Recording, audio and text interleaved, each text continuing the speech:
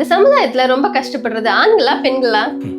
ஆணோ பெண்ணோ middle class ஃபேமிலியில் மொதல் குழந்தைய பிறந்துட்டு அப்படின்னா நீதே கஷ்டப்படுற ஜீவன். ஒரு மிடில் கிளாஸ் ஃபேமிலியில் வந்து பிறக்கிற ஆண் மகன் அப்பாவோட ரோலை எடுத்தோம், பெண் குழந்தைகள் அம்மாவோட ரோலை எடுத்தோம்.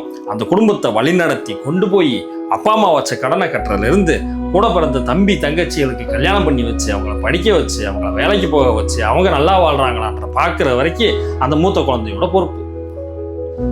தனக்கு ஒன்று அப்படின்னா 1000 தடவை யோசிக்கிறவங்க தன்னோட தம்பி தங்கச்சிக்கு ஒன்று அப்படின்னா எதையுமே யோசிக்காம முன்னாடி நின்று செய்ய வேண்டியது அவங்களோட பொறுப்பு.